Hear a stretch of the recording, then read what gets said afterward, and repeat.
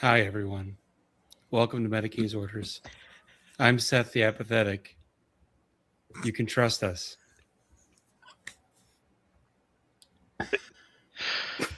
Francois, you can trust No, us? you didn't finish the bit. You didn't finish it. No, I didn't. Trust us. We're doctors. It's not that kind of doctors. I was waiting for you. Jesus Every Christ. show I ask, are you ready to do your one? Yeah, but thing then you I decided have to to be do? apathetic. For the record, you said yes, Seth. You said you were ready. I did, but my brain Every week sometimes they say lies. they're ready. I've never failed you, Nathan.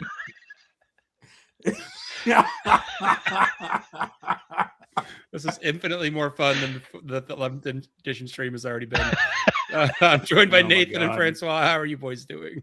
Doing great. I'm doing fine. I've played my Thank last you. game of 10th edition like last week. Went to a GT last week, and I have not played 10th since, and I will not. I am done with 10th edition. I It is think dead. I played my last game of 10th. I have an RTT that I'm like TOing this weekend, so I may have to play as ringer.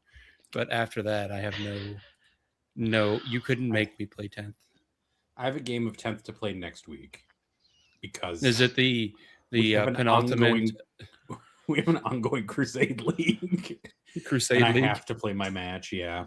So I have to play my matchup. I knew it. I can't bring myself to care anymore. It's just between all the drip feed of 11th edition info, it's just like my motivation to play is at zero. I can understand that. And It's, my last game of 10th edition was a draw, which for some reason I think is a fitting way to end an edition. My last game of 10th edition was against Recon, so you could say Recon beat the 10th out of me. Oh yeah. I drew guess- against Death Guard in the finals of the GT we had. I guess my last official regular game of 10th will have been in the third round of the RTT with Plague Legion into Imperial Knights. Me playing Plague Legion because, of course. I'm I hoping wouldn't do. that we get the full 11th rules soon and I can start playing even before the official release, but who knows? I vaguely remember them putting the rules for 10th online before the actual box could be picked up in stores, so I'm hoping to do that again. Failing that, I'm hoping some hero at the print shop in China puts everything online on a PDF. I feel like the Please. biggest thing and the funniest thing is just that GW could do the funniest thing just next week because they're clearly paving the way with this week's pre-order being the Hive Special Edition and saying a storm is coming for them announcing the pre-orders for 11th edition. So they could just do the funniest thing and release it. Just be done with it. Just remove us from this mortal coil and be done with us. That'd be great. Please. Or at least tell us. You two know this, but I am incredibly upset by the lack of transparency. I technically have a ticket for the Edmonton Open, which now I'm not going to go to no matter what, because it's in less than 4 weeks at this point, and they haven't told us what game we're playing. And it's probably still going to be 10th edition. In fact, judging by the fact that Warhammer World is completely booked for that weekend for a mysterious event, it's probably release weekend.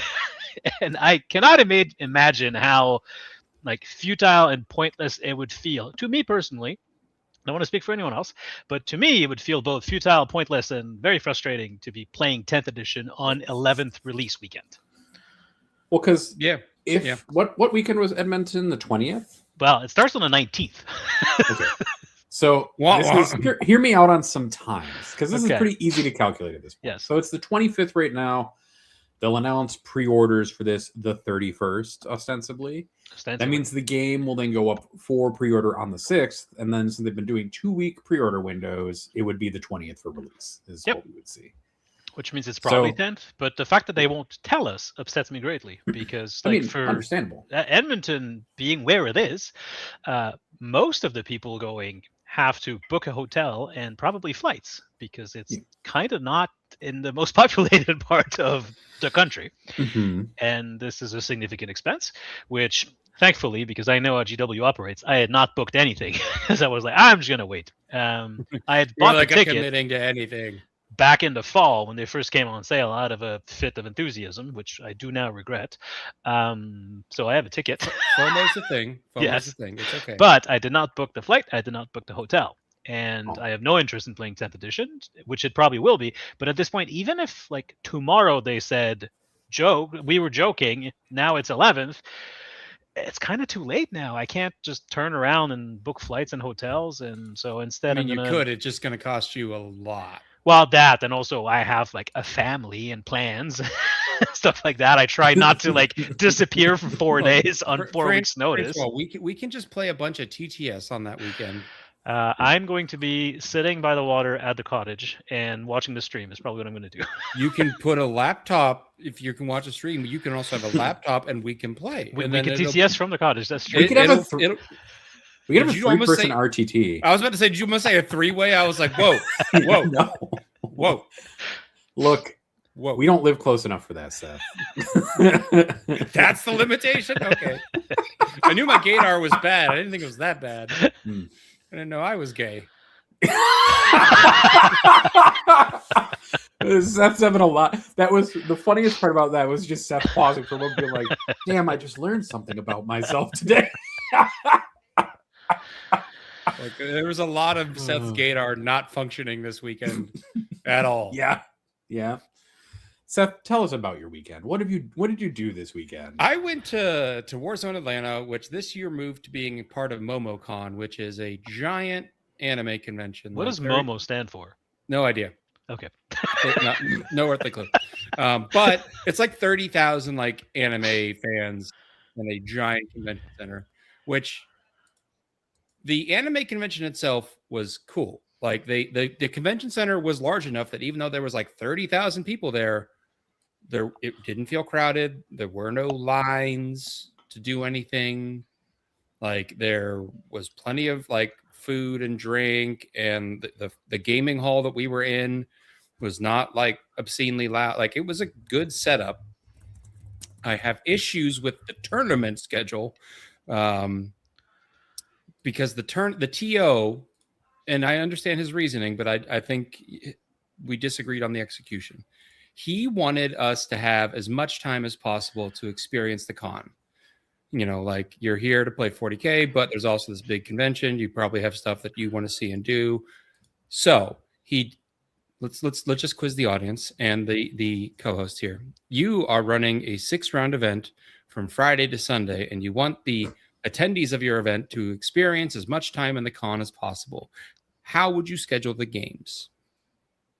2-2-2. That seems logical. Nathan? 4-2. Just don't do the Friday. You know what? That would have been a better schedule. I also agree with that. We used to do that here. 4-2. That would have Or been a better 3-3. We could do 3-3 instead of 4-2. Also a better but- schedule. Yep. I'm down with all of this. Instead, it was a 3-2-1 with the Friday being the 3 and those 3 rounds being optional, which it was confusing because it wasn't optional unless you really just only wanted to it did affect placing. It did affect overall. It affected all of the placings and scores. If you didn't want to, you could just show up Saturday with being 0-3, which is technically always. You can do that at Yeah. any time, right? Yeah. But it was that was a bit weird. And then they did 3.5-hour rounds, which I feel like if your That's goal a is long round. yeah, I was like, if your goal is to give me more time at the convention, I don't know why we decided to do longer than average rounds. Like 3 hours is the average. I've seen events do 2:45 and it's been fine. And they're like, okay. And I get that like they delayed the start time a bit on Friday because they wanted to make sure you had time to go through the line and get your con badge, which was real easy. But they started at 10. And then at 3.5-hour rounds, so we got done at like what, 1:30. And then they gave us an hour and a half lunch. So we started the second round at 3. So you ended the day at 10 p.m.?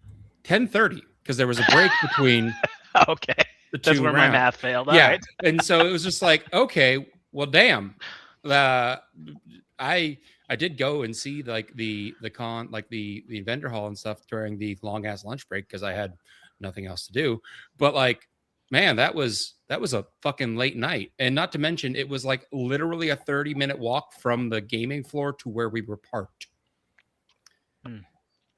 So Yeah, by the that seems time- like a yeah. and I didn't find out until the end of the day. So I was staying at a friend's house in Atlanta, David Purcell. He's a very good guard player, and this will come up later in the story. I've stayed with him before. I know where his house is, but like I don't know where he lives. I don't know it well enough to get there without his address at this point. Like I've stayed a few times, but I'm like, I just put it in the GPS and follow the blue line. So I drive to the convention center Friday morning. Like I don't stay overnight Friday or Thursday night. I just drive straight into town. David gets his own ride to the convention center. So I, Seth, having not brought David to the convention center, did not assume I was responsible for returning with David to David's house. So I asked David, like after between like rounds 2 and 3, I was like, hey, I like messaged him in Discord because I couldn't find him. I was like, hey, what's your address? Because I feel like I'm going to crash after this round. And David doesn't respond. Instead, David walks over to me, finds me, and says, I'm not going to tell you my address because I forgot to tell you you're my ride home. And I was like, I mean, okay, now it makes sense. Yes, you don't have to pay for parking. You get dropped off, yada, yada, yada. But I was just like, huh. And I looked at his pairing, and his pairing was like Walter Langendorf, who's a very good Necrons player, and David's playing Recon Guard. And it was like, that game's going to go to time, isn't it? Yeah, And it definitely will. Sure enough, it did. My opponent, I played like a local orc guy that had not like ever actually played me, so he was excited to play. But he was also like, man, if we get this game done quick, we can like head out and go to bed already. And I was like, no, I got to wait for Walter and David to get done. And he's like, nah, just leave him. I was like, I'm his ride home and I'm staying with him, so it would be awkward if I showed up to his house without him. And his wife may have questions. Which fast forward, so we don't get back to his place till like midnight after like his game getting done, and he has to back up 200 fucking guardsmen. Also day one that we couldn't drink any of the water at the venue because Atlanta itself was under a boil water advisory from recent flooding. So fortunately I had like a case of water with me, but it was still like, I'm tired, I probably haven't drank enough water. We get back to his place and it's like his wife, I was like, man, I was like 5 minutes away from texting your wife because I know her as well when we were telling the story. She's like, and I would have given you the address without question. And I was like, that'd have been real awkward when I showed up at like 10 o'clock at your house without your husband. And she's like, yeah. And I thought you were bringing your wife, and my wife decided to stay home because she was tired this weekend. So it'd be like, so instead of me showing up with your husband and my wife, it's just me being like, hey, how's it going? So anyway, long night. Next day, they start again at 10 a.m. They again do 3.5-hour rounds. They did like a 2-hour lunch. We still got done at like 6:30. So I'm like, that would have been fine. If you just did that for 3 days, it'd have been fine. But still, like, because you couldn't go out really the first night, everyone wants to go out Saturday night to get food with friends, right? That's half the fun of going to an event, is eating and hanging out with friends. This is where our friend Gabe decides he wants to go to Mellow Mushroom, which is a pizza chain, but it's pretty good pizza. And Gabe's like, it's like about a mile from the convention center. David and I have developed a new rule after this particular excursion, which is no longer trust anyone in the armed forces when they say it's an easy walk. Because Gabe was like, it's an easy walk, guys. It's like a mile away. So here's your mistake. My first reflex would have immediately been to pull up Google Maps and double check that. Well, it indeed was a mile away. That's true. But when we got outside, it was lightly raining, and then it proceeded to heavily rain and then flood. The streets literally had 5 inches of running water in them at one point. And Gabe was like, it's just around the corner, guys, for like 15 minutes. So we arrived to Mellow Mushroom completely soaked, like completely like drenched through, like, okay, cool. This is fun. And then Gabe is also bald like me. So he has the balls to joke to the rest of the table that everyone else looks like they're drowned rats. Seth and I look fine. And I'm just like, you just death marched us through a fucking flood of probably sewage water because it recently flooded and the sewage water backed up into the water supply. Like, what the hell, Gabe? So you that's were now reliving, what's that Peter Seeger song, Waist Deep into Big Muddy? Yeah, no, we named that night the Gabriel Nixon So Death old, March. Francois. Listen, I'm not that old. It's just a very well-known Vietnam War era protest song. Yeah. Anyway, so sure, Francois. Once again, that's your history fact for the day. I'll let you off easy. we thank you, Francois. We get back late once again because by the time you death march and get food and whatnot, and then we Ubered back to the parking lot because we were like, we are not walking back. Then the Uber. You know how much the Uber cost? I have no idea what Uber's cost. It was like $10. I was like, why the fuck didn't we Uber here in the first place? I'd have paid the $10. Anyway, yeah. So we get back again. It's like 11 at David's house, and it's like, okay, we have another 10 o'clock start, right? They're like, no, last day you're starting at 8:30. Well, see, that I can get behind. I like early morning starts for one game. Well, yeah, it means you're out of there, and then you can be home for lunch. No, because then we had to have an hour-long lunch break before awards. Well, you just leave before the awards then. I got best out. Okay. Okay, let's back up here for a second though. Why an hour break before awards? You can literally just do them right away. There's no reason like of all of the scheduling stuff, that's the one that sticks with me as the most. I politely gave the TO like he's a friend of mine. I was like, Chris, I like the idea of this being at MomoCon. That was fun. We need to change the schedule because this is not conducive to enjoying the con or the event. All of the rest of it, I can sort of wrap my head around at least the reasoning, but the pause, an hour-long break before awards, that just blows my mind. That's just crazy. I mean, like, I've been to events where there's been like an hour break before awards, but that's like when LVO was the end of the ITC season, and they were like, we have to calculate a ton of fucking awards. Yeah, I'm going to go ahead and guess that wasn't the case for this one. No. It was not that hard. Anyway, so awards takes like 15 minutes. It's not. It was fine. Yeah, it was fun. It was a fun event. I lost my first game on a comedy of errors, which was, and I told you guys about it, but it was Tal versus World Eaters, and importantly, turn prior, he had 2 slaughter bounds, which are like the 8-bound characters, but not attached to the units. They were just running solo. That's usually what people do. So one of them runs out and is like fighting on one of my flanks, and it's like, all right, I drew assassinate. This one lone slaughterbound is staring at a Riptide and a unit of stealth suits. I can definitely kill this guy, right? Nope. They put him down to 2 wounds. And I'm like, fuck. All right, well, I already had refunded a CP that turn from like Shadow Sun or the Ethereal, so I didn't need to pitch it. So I was like, I'll just hold on to assassinate and see if he leaves that character where I can get him. Sure enough, he wanders it to the middle, to the midfield objective now. He's just standing on the midfield objective with 2 wounds. I'm like, all right, I still have assassinate. This is a 2-wound slaughterbound staring in front of another full health Riptide. I could get him, right? And we're playing Purge. So this man is worth 5 points for assassinate, 4 points for a kill. And if I can kill him, it helps me contest the objective so that my opponent doesn't get hold more next turn. So that's a 13-point swing. A Riptide and full bore, guided everything, shoots him. No damage. 0. Okay. Well, I'm 3 inches away. I know literally last week how I said tank shock fails me all the time. I said, I'm going to do it. I'm going to believe in tank shock. Charge in. 9 dice. I have to roll 2 5s. Nathan, you've been recently learning about stats. Is that statistical? Yeah, you should expect that. Yeah, 3 I fives, rolled 1. probably. 1 5. Now, I knew in charging he would heroic with his Demon Prince because it was standing next to the 2-1 guy and probably kill my Riptide. But I would get to swing first. So that was like, okay, I'm losing the Riptide. It doesn't actually gain my opponent any points because he already has kill more. I'm losing an asset, but it's 13 points for this asset. Okay, Riptide punches, does a wound. Still, the guy makes a save. Cool. Demon Prince picks him up. I lose the game by 10.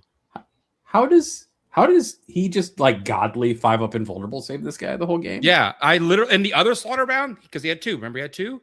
I killed it with 3 Pathfinders. Well, so you got an average result across all those activations. It was just like this one man made a paper. This other man is now a bloodthirster. And I wasn't even mad at that loss because I was just like, I fired 2 full Riptides in 2 turns at this man, and he lived. You can't plan for that. That he was the favorite of corn. Yeah, just sometimes dice happen, and that happened. So I was like, okay. And then going into the last round, there was chaos afoot because there was one undefeated and 10 people that were X and 1 going into the last round. And so we were like, man, if that undefeated goes down, there's a lot of people in contention for best general and best overall. And sure enough, so everyone's kind of like looking, and I'm trying not to look. I'm trying to just like, whatever. Like, I just don't want to play David. I don't want to play Recon Guard. I don't have the bullets. He has played another Tau player, another good Tau player at this event, and just bodied him. I know there's like there's not a path here. So who do I get? David with this fucking Recon Guard. So I look at him, and David's a very nice guy. If you ever get a chance to play him, he's not like hiding information from you. He's, he'll talk to you about, what you need to do to try to defeat him. And I look at him and I'm like, I think the literal only path I have, because we were playing like Take and Hold, which is like, oh, fuck, he has a million OC. Great, thanks. But it was Search and Destroy. It was table corners. I was like, I think my only path is to try to like win the roll off to play first and just box you in with Pathfinders, then win the roll off to go first and just shove the Pathfinders at you and make a wall of Pathfinder. And maybe do some shooting with them. They have a decent amount of anti-infantry shooting, but mainly just try to hold the 200 guardsmen in that little cube. I mean, if you deploy on the line, deploy first, go first, you'll kill him in time. Did you do that? Did you go first? I did win the roll-off. I did make a box, and then I went second. Yes, that's not enough. That was not enough. It was you need not. both those things. You need both. And so then for a moment, the dice were like, Seth, we're going to give you hope. Because David shoved out with a couple of the 20-man bricks, and I was like, okay, he can kill anything I put out, but can he kill all the things I put out? No, he doesn't have the volume to kill everything. So I'm going to need every bullet in my army firing like basically every round if I intend to kill most of these guardsmen. So there is no caution. We just go forward. Yeah, Recon, if you don't table them by 3, you've lost. So Twin Lance goes out and beats up a unit. Cool. He correctly identifies the Twin Lance is the primary threat at this point, and he must kill it. He fires one full brick of 20-man and does like 6 wounds after saves. Then he fires another full 20-man and does nothing. My saves were like on fire, and it was like, oh, there's hope. There's a chance. Then he throws a grenade and like blows the shit out of one of them and then kills him with a third 20-man. I was like, God damn it. Why did you have to give me hope? So yeah, we made a valiant effort, but at that point the game was done. I literally the single unit with the most volume at that point was stealth suits with 20 strength 5 AP 0 shots into dudes that are like, we have 3 up armor saves. And you're like, that's not going to be enough. Hope is indeed the cruelest of all feelings. Yeah. So, that's why it was in Pandora's box with all the other negative stuff. Yeah. So anyway, so I'm fairly certain, barring playing Ringer I see this you weekend. snuck in history fact number 2. Technically, it's a mythology fact. It doesn't count. I feel like my is now when I explained the delayed offside rule. No. We let Seth finish his story. Yeah, Francois, you've been rude. He complains about how we interrupt him and go on tangents too much. I do. So we should let Seth finish his story about how he got bodied by Recon Guard. Maybe Dathan can let me finish my story about that. That was my last game of 10th that I intended to play. So, but yeah, that was it. I had a good time. I enjoyed like all my games. My opponents were great. I had some real close calls. Good time. Just fuck Recon. I hope Recon dies in a fire in 11th edition. It's not looking like it. No, in fact, if anything, it's looking better than it is now. Which is and, hey, and there's Ken, the other Tau player that David put in the Recon box. And yes, we already did talk about the Death March. Did you get to go to the convention at the end after your game? I did. So this is like definitely a moment where I was like, oh, my ADHD is not happy right now, because the exhibit hall was so large that I could only get through about a third of it at a time until my brain like just stopped like actually processing what was in each booth, and it was just like, it's colors. It's lots of colors. There's a lot of bright sights and noises of those things. Yep. It is definitely bright colors. By the way, Seth, it's called MomoCon because Momo is the Japanese word for peach. Well, there you go. Now I know. That does okay, I guess. Yeah, Atlanta. I Atlanta call it is- that. yeah. I saw like I Took me a second, but I got there. I liked how Georgia Francois was ready though. He was ready with like, that doesn't make any sense. and we got there. We got there, Francois. Yes, everything in Georgia is named after peaches, by the way. Yeah, I mean the hotel was on Peachtree when we were there for WCW. There's lots of Peachtree streets. That's not confusing at all. Thanks, Georgia. Anyway, yeah. So the first day I did the vendor hall, I actually had to do 2 trips because again, brain could not process it all, and I had to. My tech at work like went way above and beyond the other week, and like I owed her, and she wouldn't let me buy her lunch. So I was like, I know she liked Bulbasaur, and so I found like a little cute crocheted Bulbasaur for her. And then the second time I went through, I was looking for stuff for my wife, and I found a K-pop booth and bought some albums from her from a very rude man. Like I don't know K-pop. I don't know K-pop. Do you guys know K-pop? I don't know K-pop. I know 2 K-pop bands. I know Well, of K-pop K-pop Demon and- Hunters. Yeah, daughter well, really that's likes the that thing. movie. That was the third the thing. thing I was going to say. Well, so the point is, I know vaguely what she likes, but I don't know what she has. So, and they had a bunch of albums. So I was like, I will message her. She will tell me what bands. I will ask this man if he has these bands. I will figure out what she wants. So I call her. She's like, I want albums from Stray Kids and AT. So I go up to the man and I'm like, I know nothing about K-pop. My wife loves it. She is looking for albums for these 2 bands. Do you have those? And he's like, yes. And so he walks over and he kind of like shuffles a few together. And I was like, I'm going to take a picture of what you have and I'm going to send it to her. And then she'll tell me what to buy. So he like shuffles one pile together and he's like, this is Stray Kids. And I'm like, cool, picture. And then he walks over to another and he's like, and all of these are AT. And I like help him get them all in frame and I take a picture. And then he looks at me and goes, put my albums back. Like, and I was just like, I just told you I was going to buy some. So anyway, 20 minutes or so of my wife, zooming in on images, whatever, calling me saying, grab this one, grab that one. And so I grabbed 2 and he's got a sign where he's like, buy 2, get a third, cheaper. So I was like, hey, honey, he's got this, deal going. Do you want a third? She's like, okay, well, let me go look. And so I hand him those 2 and he starts to bring them up. And I was like, nah, she's going to pick a third. Just give me a minute.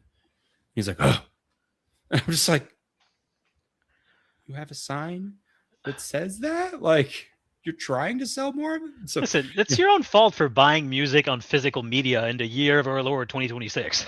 well, it's because they come with like a book and a bunch of art and stickers and I don't know. Hold probably your shit, Francois.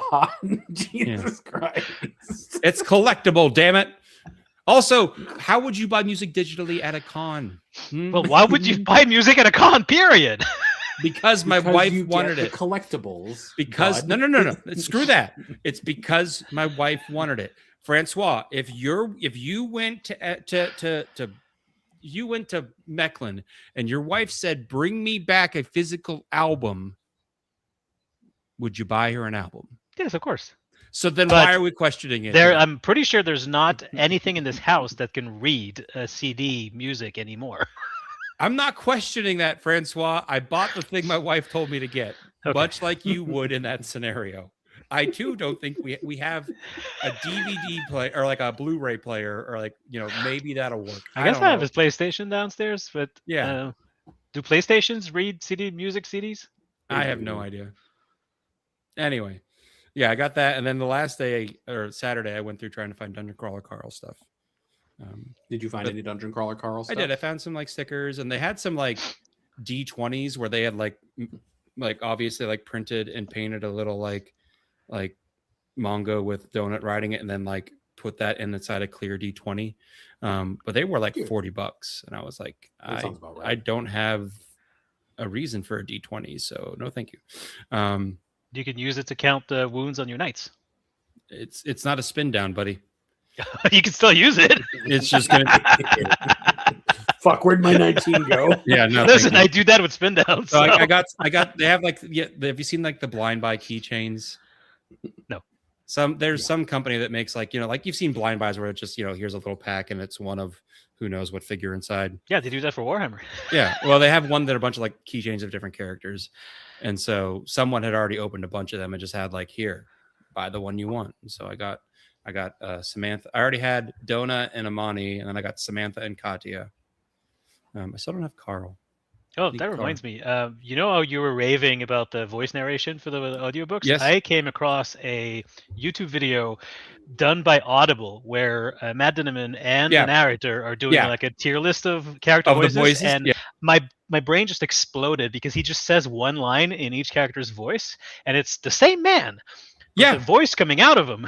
Yeah, he does these characters. To my understanding, there is one voice in the entire series that he didn't do, and that was Carl's dad in book 7. And he had the guy that voices Joe from Family Guy come on and do that one. That's it. Every other voice is him. But anyway, that video on YouTube, it's like, obviously it's an Audible promotional video, but it blew my mind. It was amazing. Yeah, almost made me wish I had listened to the book instead of reading them. I can't remember if it was that video or another one I watched where Matt says if he doesn't like the voice that Jeff comes up with, he kills the character. Damn. I mean, there's a lot of characters. He can spare a few. Yeah. So it's like, you didn't do a good job. That one dies. You're like, but why? So anyway, it's a good time. I would definitely recommend. Like, there was definitely more people in cosplay than not in cosplay at this event, which is impressive for like that many people. It's cool. So yeah, it's definitely a good time. I would definitely go to a 40K event again if it had a better schedule, and hopefully an 11th edition, because fuck 10th. Yes, indeed. Fair. And I have not finished the book yet, Ken. I am going to finish it this week on my drives to work. I also haven't finished it yet. I'm only halfway through. Feel free to spoil it in the chat. I'm like probably 2/3 of the way kill through. You, Francois. I didn't say I was going to do it. That is the most. Oh, I'm not responsible for the consequences. It's like, when kids go, "I'm not touching you. I'm not touching you," like this. I'm being bullied for not finishing it yet. I will finish it, Ken. I guess I should finish it this week. I think I read it in a day. I bought the physical copy, and it has turned out to be a mistake because I do so much reading in random places when I'm just like, when I'm waiting for something to happen. Like, I'm not gonna break out this freaking honkin' hardcover novel. I carry this Kindle with me everywhere. I have quite large. I did tell my wife I am going to collect the hardcovers because I like them, and they have the Pineapple Cabaret in the back. Yeah, I'm actually tempted to buy them just to add them to my wall of books. They're really nice covers. When I did my live meeting for my summer class a couple of weeks ago, most of the lectures are asynchronous pre-recordings, but there's 4 live meetings throughout the semester. And in the first one, one of the students in the chat was commenting about the impressive wall of books. And then I picked up on it, and I was like, well, it looks impressive, but... And then I started pointing out like the Warhammer books, and they got You're ruining the mystique. Well, there's history books there, and then I always get a good laugh of pointing out that this one right there is titled "Seducing the French," but it's about how American companies after World War II went into France to sell them Coca-Cola and John Deere tractors. My favorite thing about these books, though, the physical books, is also that they put some weird nonsense on the inside cover. That's also one of the reasons. Yeah, just like, support family and kneecapping bitches. You're like, yes, I'm down. Let's do it. That's cool to read on the train. It does. I don't take the train in the mornings anymore, but it is definitely a little too big for me to just like whip out of my backpack. Yeah, fair enough. It's a big book. Okay, let's talk about today's big news. Let's pretend like we're a 40K podcast and talk about 40K news. Let's talk about 40K. This it's 10th edition. It doesn't count. Oh. We can talk about 11th real quick. I want to talk about this stream that's been going on all day. That is still currently going on. Actually, last I checked, Richard Siegler was demolishing Liam VSL because he has the better of the asymmetrical missions. All right. I think we do need to shout out that because the stream was so bad, we have not been able to watch it and glean much information. But I think it was Josie on Reddit has compiled a compendium going and literally has stream notes. So in our Discord, not on Reddit. In the statcheck Discord, not on Reddit. The statcheck Discord. I got it. I got the link from Reddit. So yeah, well, that's funny. They're in our Discord, but that originated in our Discord, not on Reddit. Thank you, Josie. Josie. in the StatCheck Discord. Thank you, Josie. Anyway, so that's where I'm getting my information because I tried to watch, and as Francois will tell you, that stream's unwatchable. Yeah, it's awful. Listen, James Workshop, you and I need to have a talk. These stream adventures that you're going on, they are unacceptable. And I'm going to preface this by saying the people doing the streams are not the problem. Paul Murphy, Adam Camilleri, they're great. They're enthusiasts. And I'm sure that the IT guys behind the background are not at fault either. They're doing the best they can. But within the restrictions they've been given. Here you go. This is a $1 billion company. And the stream opened with 15 minutes of a black screen. 15 seconds, sorry, not minutes. 15 seconds of a black screen. That was longer than I remember. With the commentators talking like nothing's wrong, but there's a black screen. And then a little bit later, they were doing a transition, and the audio mixing was such that the music was louder than what they were saying, so you couldn't hear them. So the technical issues aside, it's incredibly frustrating that it sounded like they were doing everything right. They announced that they're doing a preview stream for 11th edition. They're going to stream 3 games all day long. Fantastic. 6 different armies.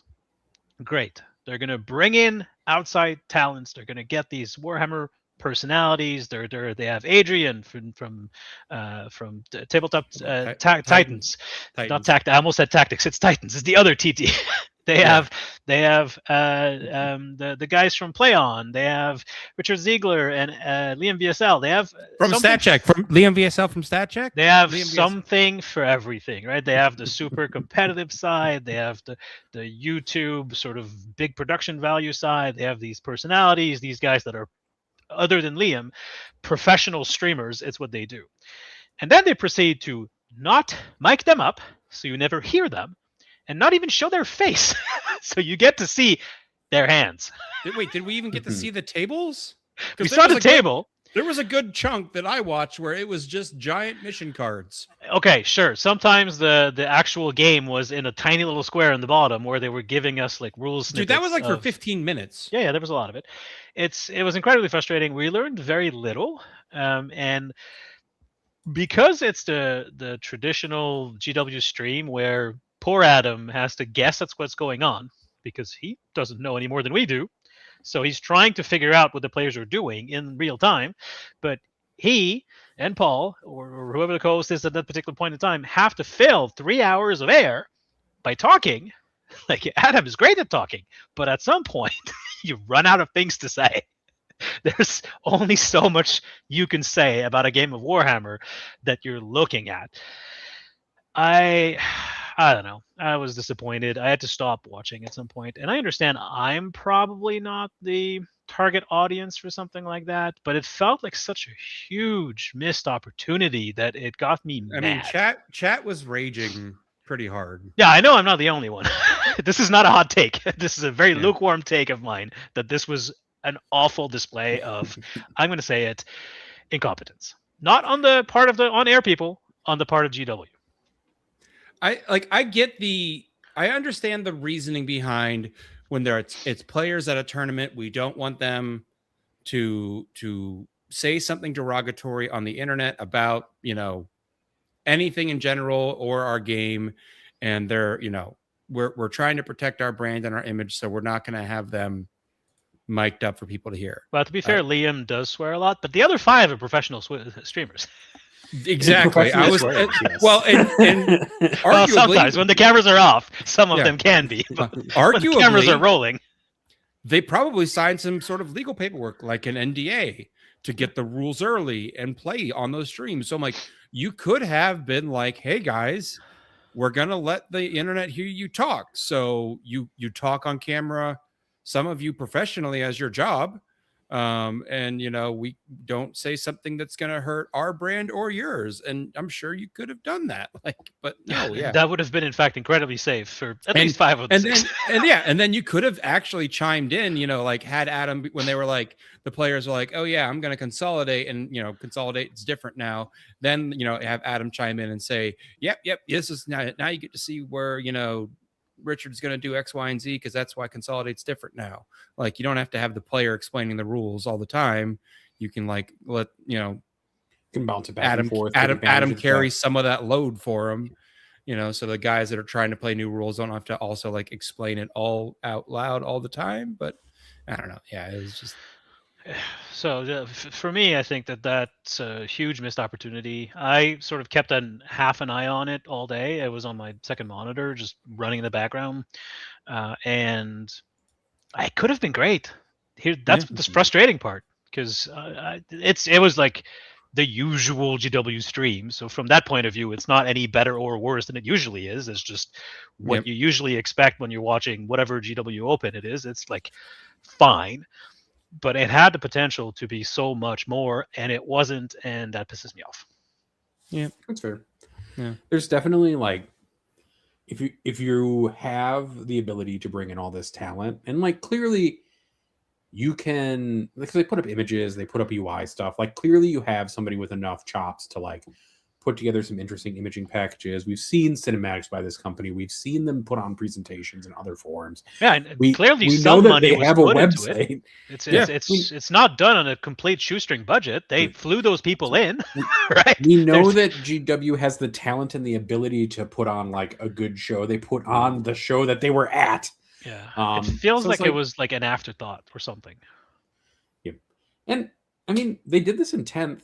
And the 10th edition one was fine, was functional. Wow. Other than watching somebody die instantaneously. That's the one where Eldar kept killing the same unit of Sentinels that kept coming back. I mean, that was the one where the Imperial Guard Armory was all the way at the back corner, trying to hide all game from the Eldar menace, running around with 30-point support back weapons. Back when like support platforms could be taken in squads of 3, but I don't think Nick had D-cannons. I think they like gave him Weavers to keep it fair. He had one squad of D-cannons. Okay. They didn't have any more for him, is what I remember. Yeah. Oh, dear. There's a lot of options. Clearly they have all these other things that show that they could do it, and they just don't do it, which is frustrating. Between that and them just not telling us what game is going to be played at Edmonton, I am currently quite frustrated with the state of GW. Don't get me wrong, I'm still getting 2 release boxes immediately because I'm like an addict like that, but I'm going to be mad about it. I have heard the release box is like $255 USD. I thankfully have a lot of store credit at the Red Dragon from winning various events, so it's not going to cost me anything except, there's an opportunity cost. Yeah. I'll just see. I think it will depend on allocations. Some people were posting in various Discords that their stores were finding out about their allocations this week. Yes, I have heard that as well. So we'll find out how hard it will be to get them. And presumably they'll do an Indomitus and like produce 1 million of them. Well, if you remember 10th edition, they had production issues with the Indomitus box the Leviathan box, and they actually did like a month or afterwards. They did like made to order, like essentially.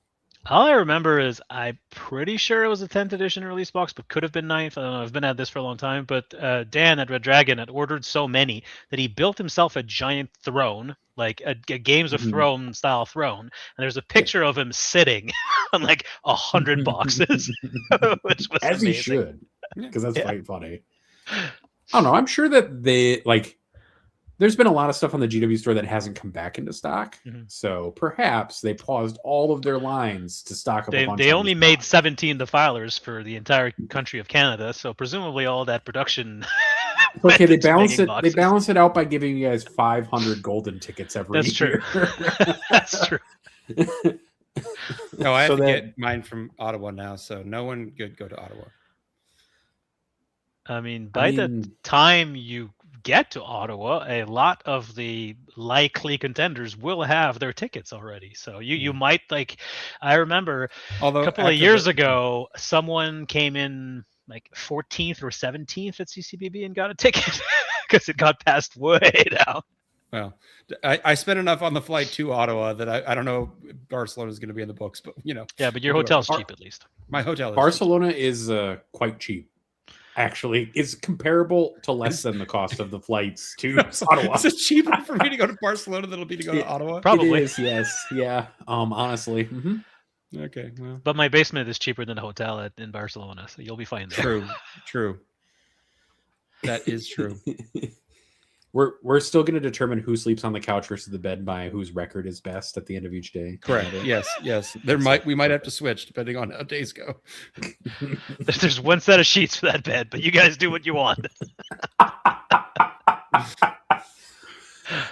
I don't know. I'm going up a day early so that I can take That's true. You are going to fly into the early advance. Well, Ford couch take a claim to the bed. Yeah, I guess you get the bed for the first couple of nights. We'll see. Exactly. See if I can best. I'm told that couch is very comfortable. My friend Devin has slept on it many times now, and he loves that couch. Oh, all right, that's good to hear. We'll probably determine it based on size. Honestly, Seth, you're a decent amount taller than me. It's true, but I sleep on couches in other places, and it's been fine. Well, so let's actually look at some of the rules that Josie. I've got it open for us. The big one today. The two big ones that were revealed today, or at least confirmed today, because there were rumors about both of these things, is the 9-inch coherency for units. So explain that. Does that mean like no two models can be more than 9 inches apart within a unit? Which means that if you have gas, 20 boys and a pain boy, you get to be in a big circle, and that's the only legal formation. I don't like that. That's bad. No. It does mean that GSC can't drop a 20-man from the sky and snake it around all 4 different objectives, which I feel you. But I want to be. I'm hoping there's something like over 10 models. It's like come on, GW. They would have talked about it already. Nope, there's not. You'll fit just fine. Gaz and his boys, but it's gonna limit. Like, it fits, but it means you have to be in a circle. I don't think, to answer the chat, I don't think it changes. Well, it does change how Recon will play. I don't think it hurts it that badly. The other big one is everything gets toe-in visibility in ruins. So old towering, but we can't call it towering because now towering is +1 to hit within 12. So we're going to call it toe ring. A very dungeon crawler Carl of you. I was just like, did he really just take us through that to make a dungeon crawler Carl joke? You are going to have a little bit from column B. Yeah.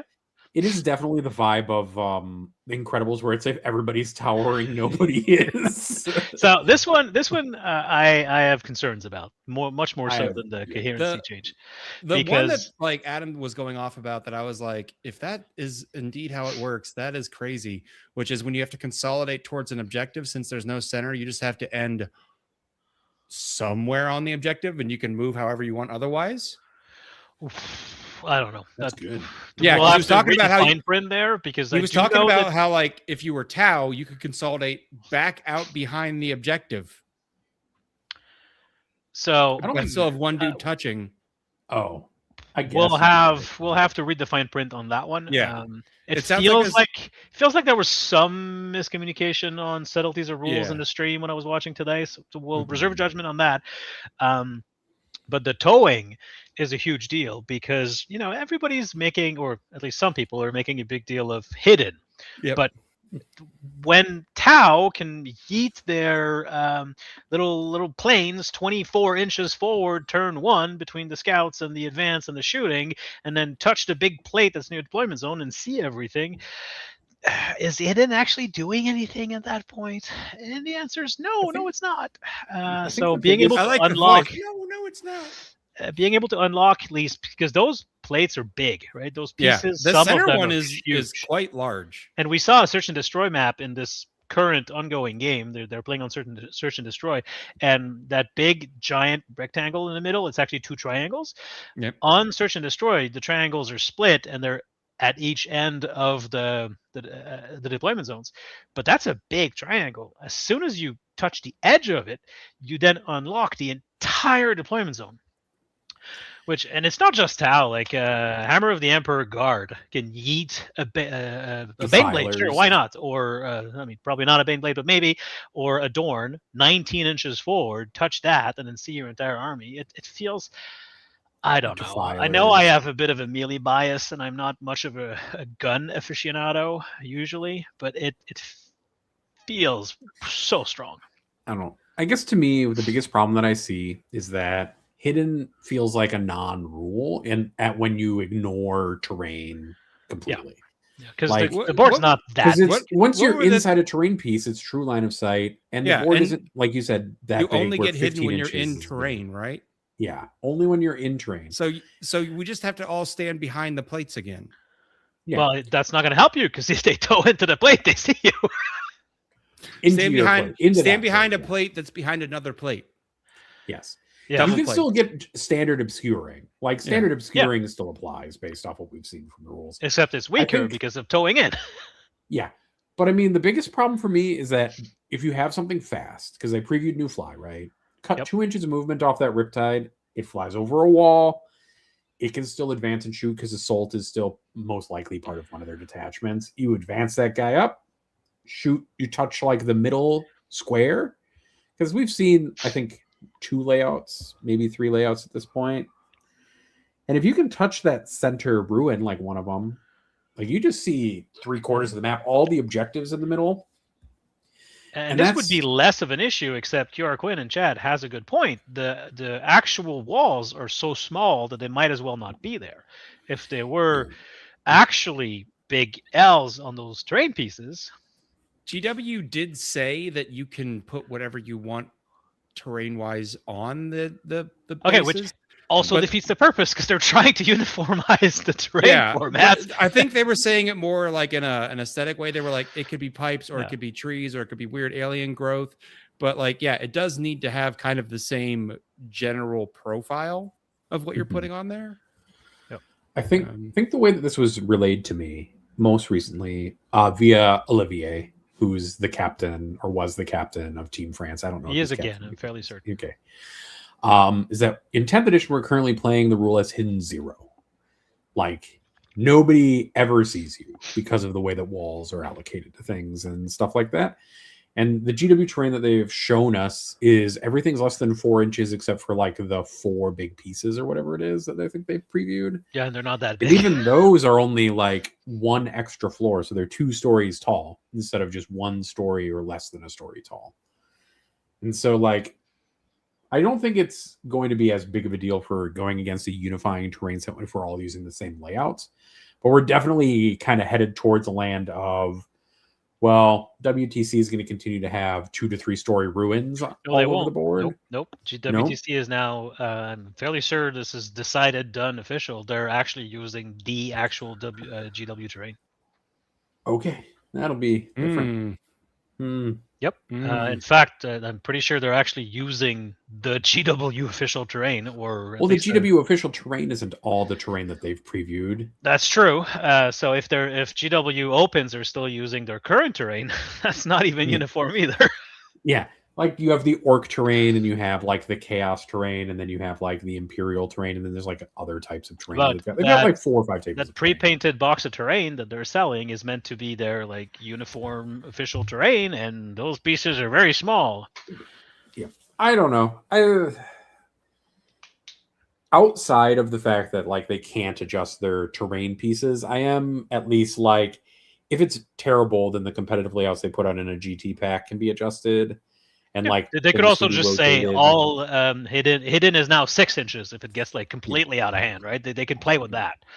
Yeah, which maybe is closer to what it should be. Hidden should probably be 6 inches.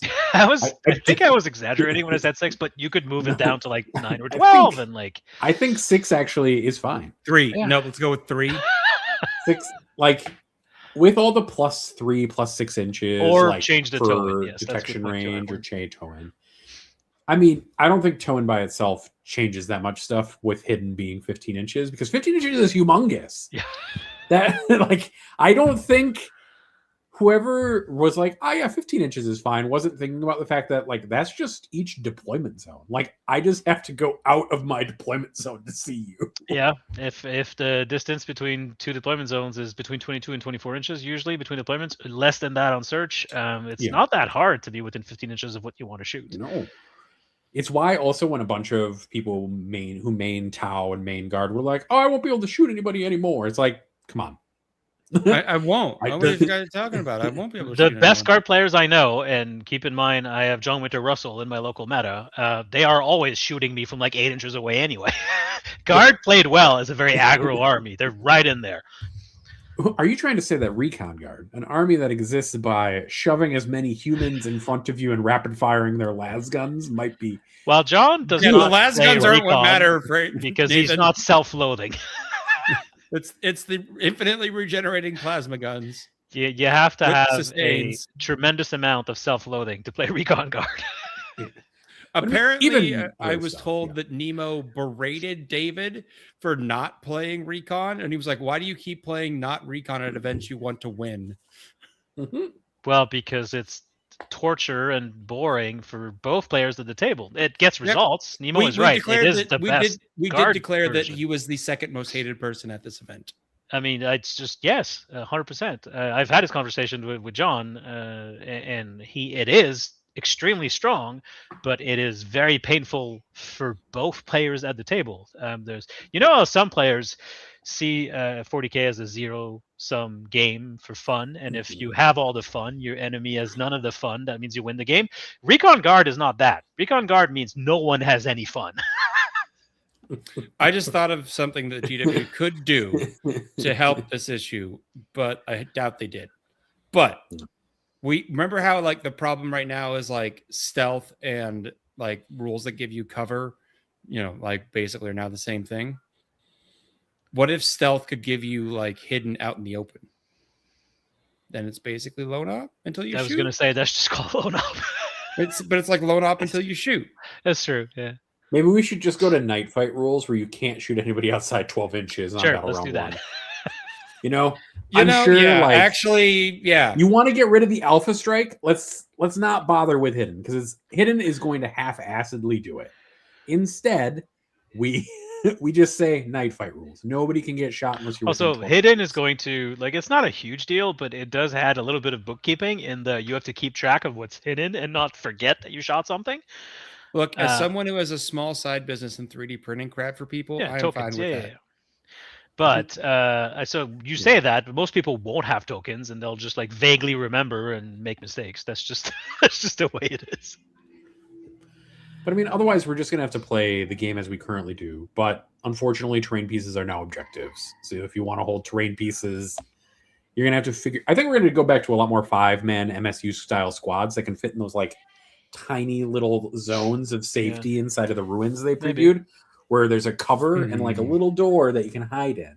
Also, I'm sure I'm going to get used to it, but watching those games on stream today, it felt so unnatural how there were no like objective markers on the table, and my brain kept like figuring something's wrong here. Like what's wrong? It's like an uncanny valley, but for 40k. It's definitely going to take some getting used to. I've got all these neoprene things and like nowhere to put them anymore. I've decided I'm going to turn them into a cape. Dan at the store has a few thousand objective markers that are now useless. So he was just trying to give them away for free for the last few months. If you need a mouse pad. Yes, Wolfie said, yes, it was as bad as it felt. We've already ranted on this. Let's see if there's anything else to talk about from this. We did get to see that there are some 2 DP detachments from the Codex. Cao Yun apparently is 2 detachment points. They said that VV was Virulent Victorum was 2, which feels weird. It could just be. I don't think that's accurate. Well, it could be Mike Camilleri misspeaking or misremembering, but he did say that. I don't think that's not possible. Come on, I hope not. Let's not. That feels a little too strong. Unless it also comes with, and by the way, we rewrote half the rules in that. Yeah, they did say they weren't going to do that for. They did. All right. Other than that, we've also heard that Ceramite Sentinels is apparently 3 detachment points. Yes, my good friend Kazro was very disappointed because he's actually been playing Ceramite Sentinels at a couple events recently and in practice, and he loves it. I don't even know what that is. You got real ones to hit and moon if you're sitting in terrain, I think, is the main. Something like that. Yeah, it's the bat, like the Imperial Fist in cover one. Yeah. And then, oh my god, we were memeing this weekend that they were going to make Imperial Fist 3 DP. Well, they did. And Thanks, then GW. Dread Mob is 2 detachment points. And now you don't have to worry about hazarding as much anymore because hazardous is just a mortal wound on 1s and 2s, and then 3 for characters, vehicles, and monsters. No, because the thing was I was doing it on my vehicles for 3 every time. No, it's 1, 2s, and 3s, not. Well, now it's just 1s and 2s all for everybody. It's Okay. 1s and 2s for everybody, but Dread Anyway, Mob on has the stream, they said that the rule didn't work like that anymore for. Well, because the Dread Mob rule is you get special hazardous on 1, 2s, and 3s when you. Yeah, do and double apparently that hazard. doesn't do anything anymore. You just push the Yeah, button it's with just no 1s downside. and 2s. Okay, So well you then, push yeah, it push in the one. button. Fucking let's roll. Let's be honest. There's a button. like- You're an orc. You're gonna push the button, right? So why are You we only pretending you're have not? buttons inside of that thing. It's just buttons. If that's true, baby, we're slapping buttons. You Left know and that right. Staples easy button? It's just that, but everywhere. Yeah, it's actually just the cockpit for a Def Dread is just an empty space and a button in it. That's it. Just one button. Just- That's it. You just hit the button. I just want to see Apparently- the training simulator. They're like, push the button. Bloop, bloop. Apparently, Liam is winning now because saving secondaries and cashing them in later is going to change our maths a lot, which makes sense. It sure will be. Yeah. I think they did. I don't know if they said this before or if it came out today specifically, but it's you can't do more than 15 and 15. So 15 primary, 15 secondary. So you can't get more than 30 points in a turn. That's a lot. That's Yeah, like a third of your points.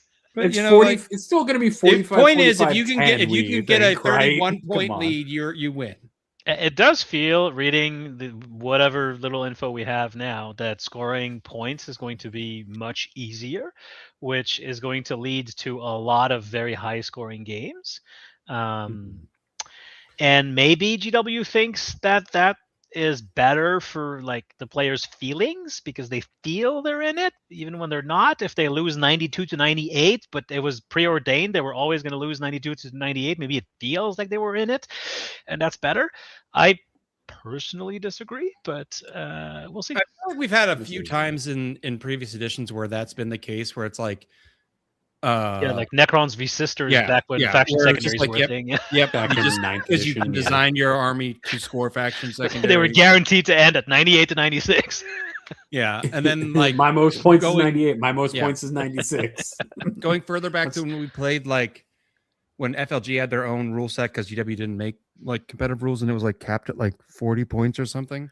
Yeah, that's back when we had the original Take and Hold, Purge the Foe. Yeah, like like the original one, hold one, ITC missions. Yeah, I remember that. So yeah, like those, like yeah, it's. I feel like those areas where it's not big blowouts. So I don't know. KR makes a good question of like if that is the case where we're gonna have these editions that score a lot more points, like what is team gonna do? Well, Differential's gonna be once very okay, funny. so I think from my understanding is that for WTC anyway, the plan is to wait until all of 11th is out and released, and we've played a few games, and then they will reassess whether they want to keep the point differential gaps the same, because like the fact that it's per 5 is arbitrary. It could be Okay, per 3, So right? Still keep a 20-0 system. Just change the Yeah. So instead The- of Go to having one. One. well, if you went to 1, that would defeat the purpose, Nathan. But I'm just saying we're taking GW terrain. We, We might as well could. take the we whole. could. I mean, thing. honestly, you make a good point. There's nothing that says it has to be a 20 system. Like, We could score why? out of 800, right? It could Why be. not? We could Let's do score it. out of 800. Just add all of the 100 scores together. I mean, I have had my complaints about teams, but I actually kind of like that because then like every point really does matter instead of every 5 points matters. And so, but what's more likely to happen, I think, is that if we find that 5 is too much and we end up with way too many ties, we could go down to 3.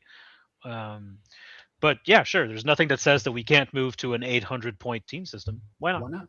We should. I'm We not should against just, it. as long as we're using GW Open terrain, Yeah. using GW Open stuff. Well, I Honestly, think you know what? I'm using gonna go on the GW record here and say we should do an 800. Thank you, point Francois. Just should think do an about it, 800 like, point system. if you I really would at least like to try it at least once. Yeah, I think, no, I think it's worth trying. I think it's adds some interesting things because it's no longer like I'm up by 50. It doesn't matter what my final score is. Like, no, you really need to get literally every point. Yeah, get your foot on that throat. Just Yeah, You change the differential point. and is what you every do. point, even if you're like I'm losing by 90, you're like, look, man, if I can just keep it at 90 and not, if I can keep them from getting to 100, I'm doing something for my team. So Yep. what you do is you take all of the points at the end, and then you set up the differential at the end of the round. And then no, you have no. 2 800-point pools, and then the difference between the 2 team scores you then do on a 0 to 20. Feels like adding unnecessary complexity there, Nathan. What is WTC but adding unnecessary complexity to All right, something? fair. Touche, sir. Touche. We've already strapped a fucking pairing system onto a singles game. Oh yeah, and I still haven't gotten my head around the dispositions as part of this pairings process. Oh, that I mean, 'cause just this- makes predictions slightly more interesting. It's not a big deal. The Unless, and dispositions here's are locked at list writing. So well, here's the thing though. I don't know if they're going to do this. This is just a fever dream of mine. But what if you, on top of only being allowed one of each codex, what if you were only allowed 2 of each disposition, or 3, or whatever, however the math works? Like if you were forced to there's take 5, all of them, then yeah, 2 would be like Yeah. the. what you if have you to at least- had to take all 5 and couldn't take more than 2 of any? Like that would add an extra wrinkle in team composition. That'd be cool. that would be cool. Seth is dying there. As long as I can't again, matrix Francois, to begin we are with. we are stapling complications onto a system as we go. Yeah, but you're- because we know that GW only has like 3 different maps, it's less complication because we're going to go from 8 map choices to 3. Okay, so now you've again reminded me of a memory that I didn't want to have, but here we are. That's what I do. You're welcome. When I played at the first DreamHack 40K team event in Atlanta, they had it the round set up, and they had specifically told us other people are going to come by that are playing different video games and be an ambassador for the game. And I was like, man, someone was interested in asking me and my opponent about a game, and I was like, look, I want to be honest, you have dove into the deepest end of the complexity pool, because I'm like, the game's already complex. There's a bunch of factions with all their own, pros and cons and different advantages and disadvantages in the matchup. And now you're talking to guys playing in a team comp. So we're building our, I was like, this is the most complicated format to get into this game with the highest bar to entry. I was like, we really should have had a singles tournament where maybe it was a little easier to, I'm interested. Cool. You got to do X, Y, and Z. I'm like, no, you got to find 7 more friends. So yes, let's just add another layer on top. I don't know. Finding friends is easy. I don't know, man. I don't know. I actually, When there are only 7 other 40K players, it's seven very other easy friends to that have a want to pool of play them other friends. armies. Yeah, actually, there's a team event near Montreal in mid-July that we were going to go to until my team captain realized that he was coaching his kids baseball that day, and then I jokingly said that we should merge with another local team and go together. And so my team is called Blunt Force Trauma, and the other team is called Big Dice Energy. And I said we should form Big Blunt Energy as a team. And then I just put that out as a joke, and then immediately we had 8 people. Yeah, Big Blunt Energy is definitely got a That's a vibe. I don't choice, know yeah. if So people that care was for. my suggestion for the team name. I was overruled, and now I believe we are Blunt Dice Trauma. Is weed legal I in had Canada? blunt dice trauma. That was my round 1 this past weekend. Is weed Sorry. legal in Canada though? It is, yes. Okay. You could have Asking said Big for Blunt Ottawa. Energy. That would have been fine. Just be That's- Big that's Blunt what Energy. I wanted That was to so do. much better. You could have been like, yeah, we're just gonna get high and play 40K. Goddamn. All right. Anything else in this that I want to talk about? No, I want to go watch the hockey game. No, Burden of Trust is now a primary mission company. Me missing the hockey game for this is the highest compliment Or I can give secondary you card. two, by the way. I know. And we appreciate you, Francois. You know what? We For do. that, Francois, you can hit me with another history fact. Can I explain the delayed offside rule? Sure. Yes, that can be your history fact. It's actually not even that complicated. It just sounds way complicated, more complicated than it should be. You're making it more complicated just by making this take longer to explain. Yeah. I Alright, used to Seth, officiate- Seth, I Seth, used are to you familiar officiate with hockey. offside in soccer? No. Okay, well, okay. So there's blue lines on the ice, right? Okay. These lines delimitate each team's zone. You're Okay. not allowed to enter into that zone ahead of the puck, except if you do, it's now a delayed offside, and the linesman will raise his arm in the air to say delayed offside. Now, if the puck crosses after you, no one on your team is allowed to touch that puck. Otherwise, the play is whistled down. and it's an offside. But if your entire team tags out and just skates barely back on the line and back in, then the linesman puts his arm back down and it's no longer offside. In most youth hockey, it's not played as delayed offsides. You only play delayed offsides. This basically feels like when like someone like hits a foul ball and you have to like run back and tag your base that you were on, and then you can run to the pretty next much, one. yeah. Yeah. I got there. Honestly, it's very funny how Francois built that up to be so complicated. Well, it's just because it sounds like a rule that would be complicated. I was trying to come up with a hockey rule that I actually could explain that sounded complicated but wasn't, and that was my example. Well, good. I mean, my favorite is that every hockey penalty has about 70 different subsections to it, so that when you learn to be a hockey official, you're not just learning the obvious, you're learning like 15 different variations of the penalty at the same time. It's fun. Also, if you put a stick to the face of the other player, unless it's on a follow-through, you get a 2-minute penalty. But if you draw blood, it's a 4-minute penalty. That's actually 2 2-minute penalties back-to-back, so you can score in both halves. Because normally a penalty ends as soon as there's a goal, but on a 4-minute high-sticking penalty, you can score in the first 2 minutes, and then you can still score in the second 2 minutes. You could also earn yourself a major, in which case it's just 5 minutes. Could just 5 minutes. Ends. They almost never do that, but yes, you okay, can. but who's checking for the blood? And the ref. Has a team employed blood capsules before? There have been allegations of players biting themselves to draw blood. Yes. Yes. There have also been allegations of players covering their faces and like literally like stabbing the spot where they've gotten as well, like with their hand and shit like that. It's quite funny. Now, there's also penalties for embellishment and or diving, which is completely subjective. It's the worst penalty because it's the hardest one to enforce. It's my favorite one is when they call a penalty for tripping and one for embellishment at the same time. So they're basically saying, yes, he tripped you, but you acted too much, so I'm going to penalize you as well.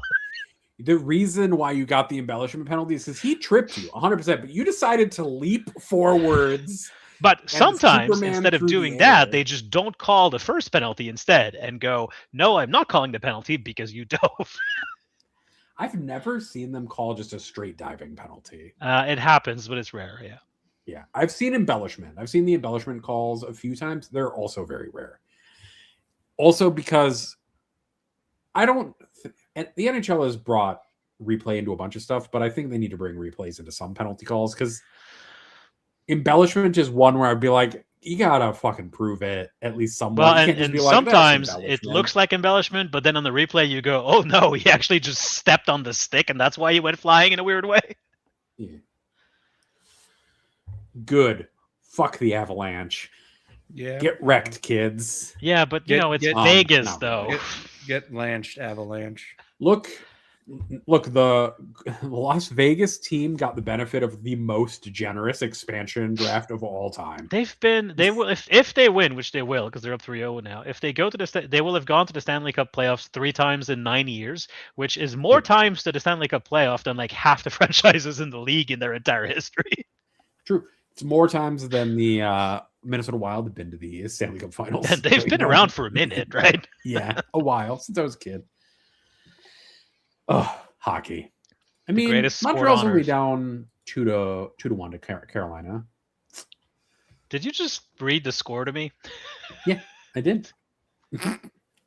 You're just teasing him now. Also, Carolina's on the power play. Well, okay. Well, I was recording it, but thanks for that. You don't even know where we are. You still don't know the ending. That's true. There's 2 more periods to go. There are 2 more periods. 1/3 of your review has been spoiled. You can just skip ahead. You can just skip to the second period. You'll be fine. Look at that. Yeah. Saves you 20 minutes of screaming at your TV. Speaking of 20 minutes of screaming at your TV, do you want to do the plugs and then questions? Sure. If you're still here, we appreciate you sticking with us for 75 minutes. If you want to watch other content on the network, we have the main show, which is Statcheck, which records on Tuesdays. We don't blame you. Yeah. If you want, there's some discount codes for our various sponsors that are in the description for this episode. We would very much appreciate a like or a comment or a follow if you have the time and or energy. Ring that bell, as the kids would say. Bring that back. Otherwise- No, I'm pretty sure kids don't say that. Bring it back. Thank you, Francois. Otherwise, if you want to join our Patreon, where you can talk to us on other times other than at this show, you can do so at patreon.com/statcheck for $5 a month. You get access to that. We'll eventually start an 11th Learners League and some other stuff on TTS, which if you want to do, you can play against any of us, possibly, if Not we are me. in it. I don't want Probably to not Francois. It'll be WTC. It'll be WTC season anyways, Francois. Yeah.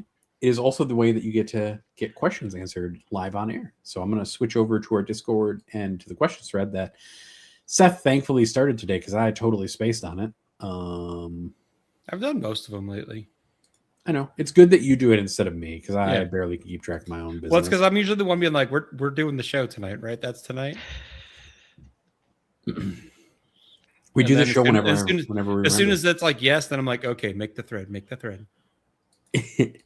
Yeah, if you make the thread, it makes it official, Seth. Similar That's true. to it's not official till it's Facebook official, as the kids would say. Wait, are we Def- Facebook? definitely don't say that. The kids don't use Facebook. I'm just doing this to tease Francois. That's all. All right. First question is from Trom, which is Seth. Do you have any opinion on the different wildlife streams? My university has a falcon cam that can be watched on YouTube. I'm That's a blunt, good I one. don't watch any wildlife streams. There was at the University of Wisconsin-Madison when I was there as a research assistant, they had an entire section of campus between two buildings that they would rope off because a fox had its den there, and they would have kits every year. And they set up a camera for it, and that was fun to watch because the fox kits love being outside and playing, and so they get up to rambunctious nonsense, which is quite funny. And it also is funny to watch like big packs of undergrads just staring at some foxes, just having a good time in the middle of the lawn. There was a Canada goose that nested on campus this spring on the That's right, you University of told us Ottawa about that. campus, which is right downtown Ottawa, by the way. And Canada geese, in case you're not aware, are very mean and scary and highly territorial, especially when they're nesting. So there was actually a big bit of campus that was like roped off because the goose might attack you. There was no cam for that, though. I think my favorite wildlife cam is, I'm fairly certain this is true, but there's one where there's a dam somewhere where some guy is watching for fish to appear on the cam so that he can open like the door for the fish to go up the dam. That's a Oh yeah, thing, yeah. right? I think anyone you do can that. open the door. Yeah, You anyone- can Oh open yeah, the yeah. It's door like for the fish. crowdsourced. You can open the door for the Mhm. fish. So that's my favorite one. Yes, there is a bald eagle cam, which is sometimes depressing and sometimes cute. Mostly because occasionally you get to watch like the fucking eaglet get whipped out of a nest in the middle of the night, basically by the wind. Sad. Yep. All right. Kara Quinn has a question, and since Kara Quinn is a Patreon member, I'll answer it from chat because I'm nice. What is the best new rule you've seen and the worst? I think the worst I've seen that like gives me the concerns is if I understand correctly that you can like speed roll all of your saves and then apply the results to a mixed save unit after you've gotten the results. It's not as bad as you make it sound. I think it's been explained poorly more so on stream than anything else. I've heard a lot of rumblings that the allocation is changing quite a bit, and So I saw it on stream as well when I was I'm seeing pretty that. sure I've got it figured out. Let's see if I can explain it in a way. that I'm makes just sense. having flashbacks to Knob Biker days is all I'm thinking. But if you have different profiles in a unit, so let's use a very obvious one, Kabalites and an Archon. The Kabalites have their 4-up saves. The Archon is this 2-up Shadow Field. That's about as like different as you can get. Before rolling the saves, you have to go, this is who's going to take the saves first, either the Archons or the Kabalite, although you can't do the Archon because these are characters. Maybe that's a bad example, but you have to pick the Kabalites. So Kabalites will take the saves first. Then you roll all of the saves, and starting with the ones, you start allocating to the first like block that you've decided to allocate to, which obviously means that the Kabalites will die and that the Archon will pass all the saves because all the ones will go to the Kabalites. That's the most extreme example. In a normal example where there's like a character with a 4-up invuln and a bunch of dudes with a 3-up save, unless the dice, the attacks are extremely high AP, what it's going to do is make the character somewhat more survivable, but not to the same extreme. Because basically, let's say you have 5 intercessors and a Space Marine captain with a 4-up invuln, and they have to take 10 saves. Out of that pool of saves, you would take all the 1s, the 2s, and the 3s, if it's AP1, for example, allocate that to the intercessors, they would die. And then if all that's left is 4s, then they all go in the captain and he lives. So it's going to make characters more survivable. You'll need a second activation to kill them. But if you like have a million dice and they're all 1, 2s, and 3s, then the captain dies too. Francois, but this is also implying that people know the correct, decision to make and aren't going to sit there for 5 minutes figuring out how to allocate the mess of dice they just rolled. It's not that complicated. I think it's going to take a little bit of adjustment the first few games that people play, but you'll get used to it. Because it's much faster than going, I go on this guy, then I roll his saves, then I roll his feel no pains, then I go to that guy, and so on and so forth. In mixed units, it will end up being faster. Now, it does have unintended consequences that I'm not convinced GW has fully thought through, but it's not that bad. It makes me wonder what precision will look like in the new edition. Yeah, that's a good question. Yeah. Like if precision lets you skip to the front of the line, that's so much more lethal for characters or something like that, and right? It probably will. Yeah. That makes precision a dangerous rule to fight against. There's an interesting question about how do miracle dice interact with that. I saw come up today. Also and I was true, like, who knows? I think we don't know not ready enough for that. beyond that. I think the worst Brain rule, not ready for that. Nope. The worst rule is definitely toe-in for monsters and No, it's great and stuff like that. 100%. Toe-in is the worst one. Yeah, toe-in's great. Rule. Yes, the resident Tau player is like, toe-in's amazing. I don't know what you're talking about. Is you the best one? You know what the best one is? They said on stream today that you can no longer infiltrate and scout. You have to pick one. That's a great rule. Which I like because it impacts 4 units in the game, but it means no more rule. Pathfinder jail. I'm very happy about that. New worst rule. That makes me so happy. That was a terrible combination that should never have existed in the first place. And there's very few units that actually use it. There's Striking Scorpions, Pathfinders, Space Marines, Scouts. I'm sure there's a few that I'm forgetting, but they're pretty rare.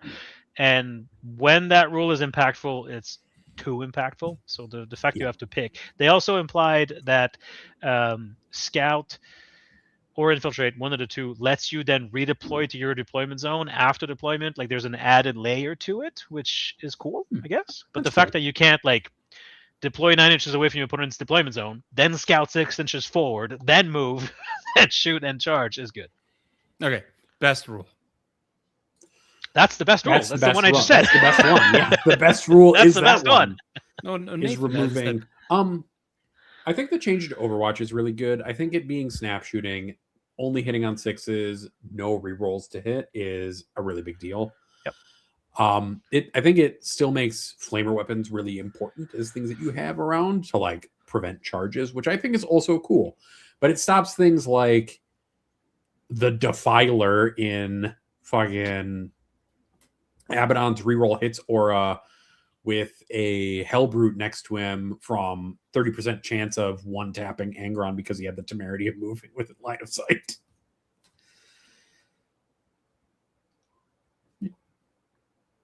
Yeah, well, let's see what they do with Defilers. That's going to be an interesting question. They have to go up in points, right?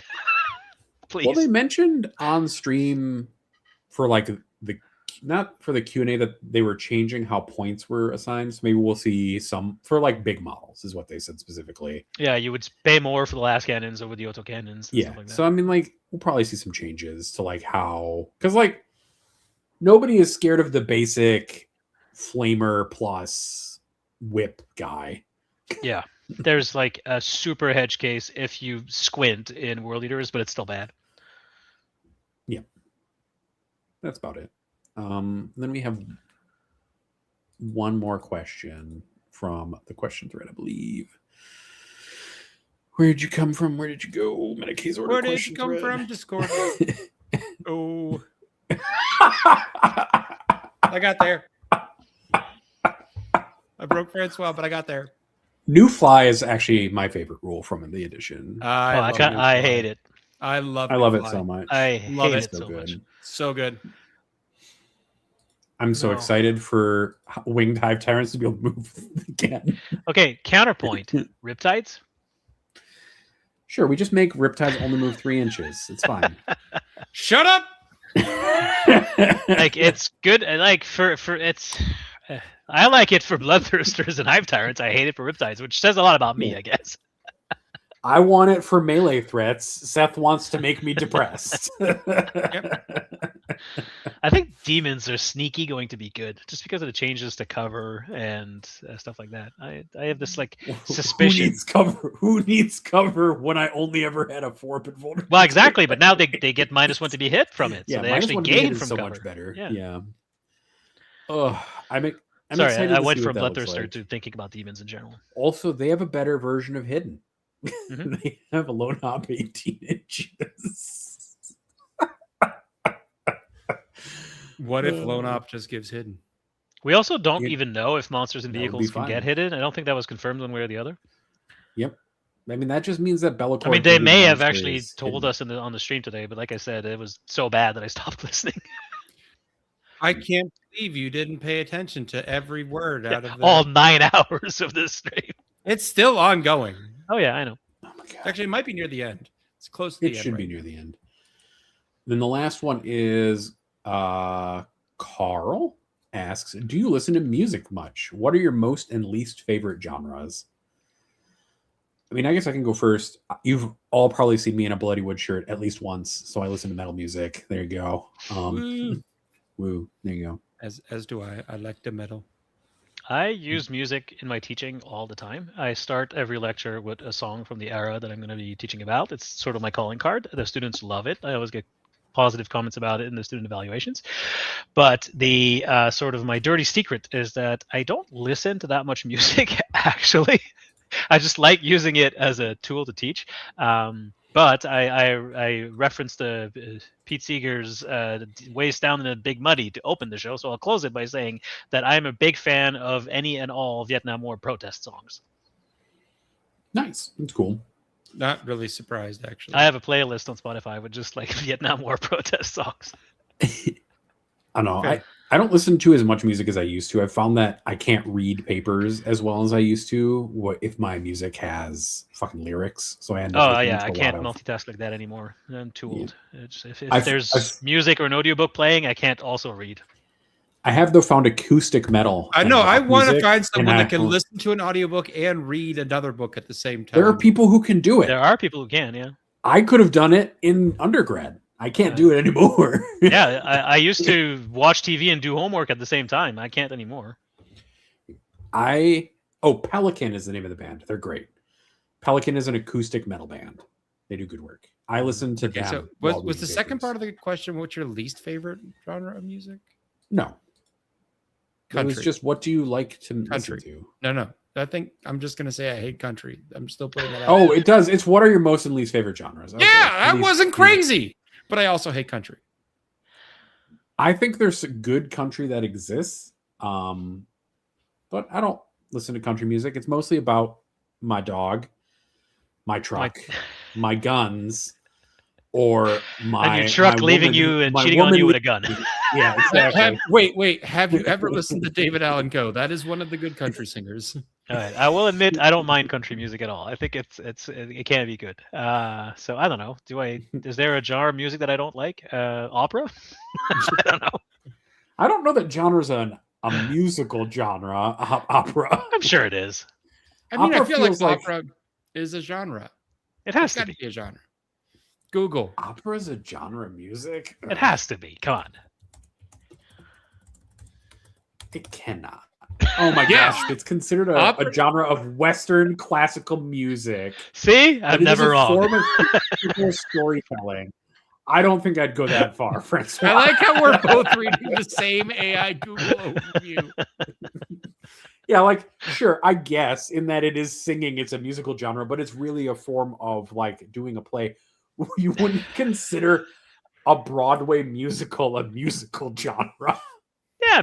Yeah, sure. Musicals are a genre of music, I'm sure. Yeah. I hate everything about this. That doesn't seem right. Get out of Then we here. found a subject that Nathan hates. On that note, We figured out how to torture me a while ago. We figured out how I to feel torture like Frank. this is what I bring to the show: is finding things that annoy both of you. well, it's because it's really easy to annoy you, Francois. I can just give you an updated score on the hockey game real quick. Please don't. Or call him French. Or call him Frankie. Yeah, that one does annoy me a lot. So please don't do that. Don't What about actually do that Francis? one. We go with I think I Francis. can get away with it. Like, So a dear friend of mine who is doing it out of no malice at all, probably because he is very Ontarian and doesn't like want to engage with the French language at all, has been calling me Francis for like over a decade now that I've known him, and I've given up correcting him, so I just accept that that is my name when I'm in his company. So that one feels less weird than Frankie for some reason, but I do much prefer just Francois. Even if you're pronouncing it wrong, I'll still prefer that. What about just Frank? Nope. what about France? And just forget the wa. No. Now, What about Freddie? there was a stream a long time ago where Peter DeFalcon, you remember Peter, back when he used to do streams, he, thinking that he was very funny and clever, called me Francois the entire time. Telling the stream that was the proper pronunciation and he was saying it right. And Peter can be funny, but he has also never met a joke that he did not then proceed to beat into oblivion by repeating it way too much. And so if you, whenever I meet Adam Camilleri, actually, he will call me Francois because of that every single time. And I meet him a couple of times a year at these GW events, and I get called Francois at that point in time. That is not indeed my name. That little funny little squiggle thing under the C there, that is a sign that it is a soft C. And not, as I got called when I lived in Boston all the time, Francois. It is Francois, because it is a soft C and a silent S. And yes, most Americans do not know what to do with that. And my name is Francois Lalonde, and so I got called Francois Lalonde. Wait. We just touched on earlier that your mother watched the show. Yes, my mother watches the show. Does she know how your name is pronounced in English? Yes, she has heard this story. Oh, okay. I talk to my mother almost every day. Okay, well, I don't. That's really nice. Yeah, I walk the dog and I call her and we have a chat, like 5-10 minutes. That's very cute. And we started during COVID because it's something to do. Yeah. All right. Peter, We've established I'm the only good son here. Planes landed there. Because your mothers don't watch the show. Do your mothers know that you're 40K celebrities? My mother's yes. dead. Oh well. My condolences to Seth. My younger brother watches statcheck, and one day at Christmas I had gone home and he's like, do you two know that Nathan makes a podcast? And they do. They know that I make a podcast. They've known that I've made a podcast for years. He's like, why don't we watch an episode together?